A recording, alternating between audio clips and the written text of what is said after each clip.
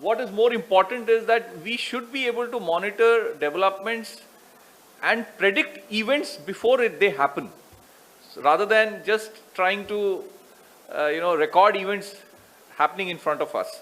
Increasingly, we see a whole lot of disasters originating from the oceans. So what is our preparedness towards that, and how are we preparing ourselves to that? And then pure science and technology. Understanding the ecosystem that exists, understanding, the interaction between these components of the ecosystem are also very, very critical if we have to really steer a sustainable growth model that we envisage. 80% of the population lives within 20 nautical miles from the coast. So with the sea level rise, there's going to be massive amount of migration, and very close to our shore, we are looking at massive migration in the next 5 to 10 years. We are now increasingly looking at the sea for food security. Food resources is something we need to, look at the sea now. Now, the global fish stock is on the decline since 1996. There's a University of Colorado research which says that since 1996, the fish stock is on the decline globally, not just in India. But on the other end, not just in the Indian Ocean region, but many developing nations or developing part of the world, we see that the bycatch is close to 80%. That means the wastage, because of this mechanized trawling and all that, is of the order of 80%. How do we reconcile this?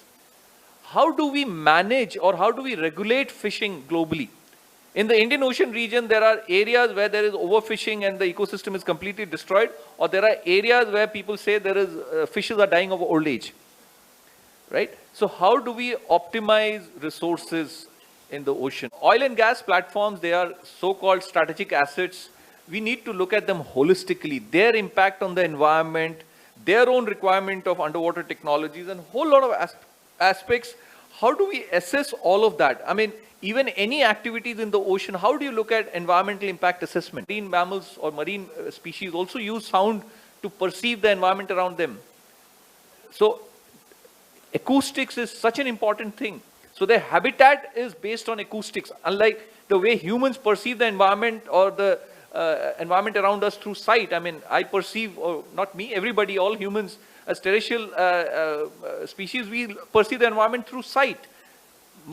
Underwater, they perceive through sound. So we call it acoustic vision. So that's why I keep using this term, acoustic habitat degradation. The habitat is based on acoustics, and that is getting degraded because of human intervention or human or anthropogenic activities that we talk about.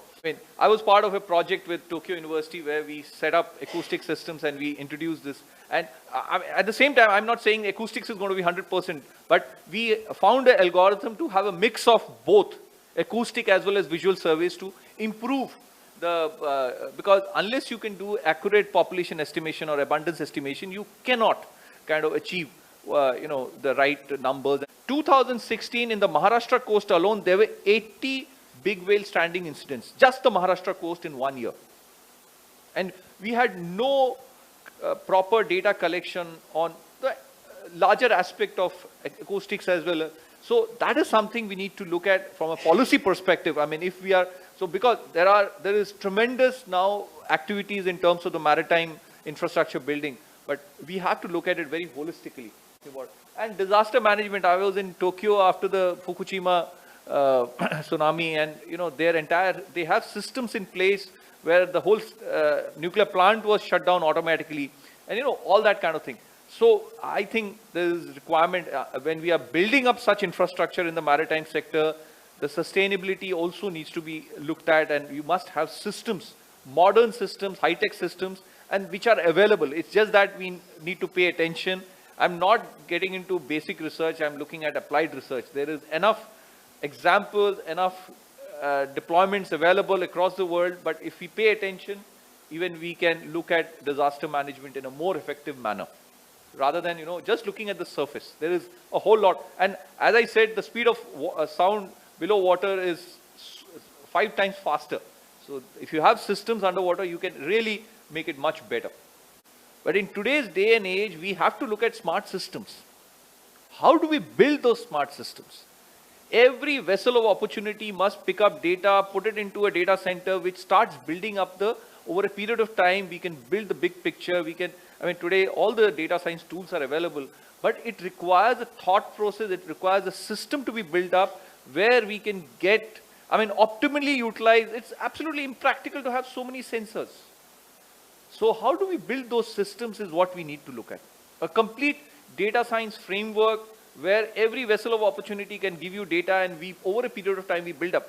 And if we have that build up, that framework and the mapping that we are looking for, we have that strategic advantage over our adversary. Now, to give you the tropical littoral challenges in the Indian Ocean region, now, if I give you an example, this is where the maximum technology development happened during the Cold War. The Americans versus the Russia, this is a Greenland-Iceland big gap that we say.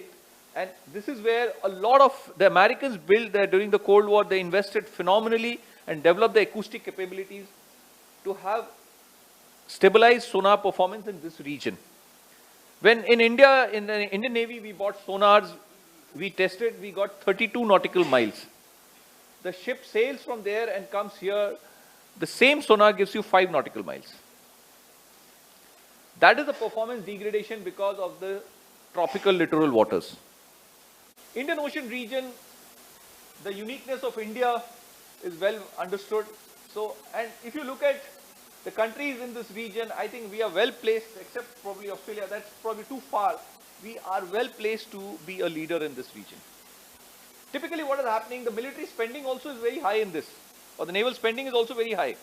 And that is precisely because extra-regional powers find it very easy to, interfere with our own cohesion and, sell hardware to us. And knowing very well that most of the hardware doesn't work here.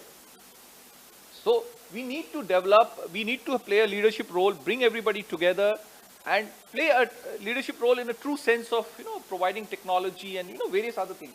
In 1946, the Scripps Institute of Oceanography did a global survey of snapping shrimps. That is the snapping shrimp.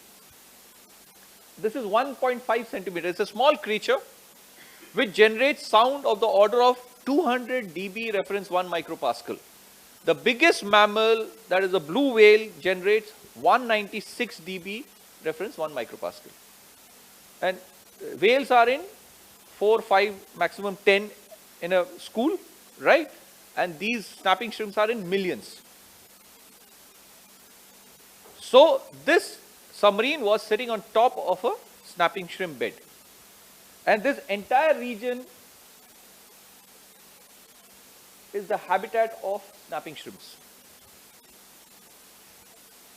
So now when we are looking at a nuclear submarine deployment ourselves, these are studies that we need to do. This is a work that we have done. This is very simple. What we have done is from the AIS data, we get the complete details of the ship, right? So we have divided this entire region, Indian Ocean region, into grids of 4.5 by 4.5 kilometer. We find out using predictive algorithms, we find out the noise that is generated by each ship that is there in that thing. Then bring it down to the center of the grid, and from there we pass it. We have developed a channel model where we pass it through the channel model so that local underwater conditions are taken care. We pass it through a 100-kilometer long channel, and that is how then we add up all the noise that is there, and this is what we get. So you can see that there is almost 30 dB increase in these areas which have got high shipping, right? And what is important here is it gives you a sense of, if you want to do marine conservation, you know where the noise is high. So in certain ecologically sensitive months, we can actually manage the shipping traffic.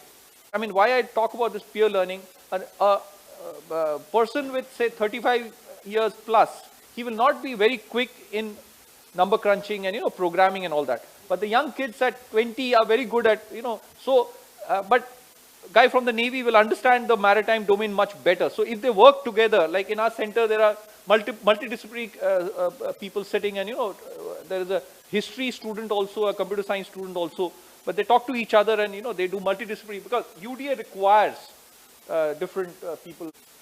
Thank you very much.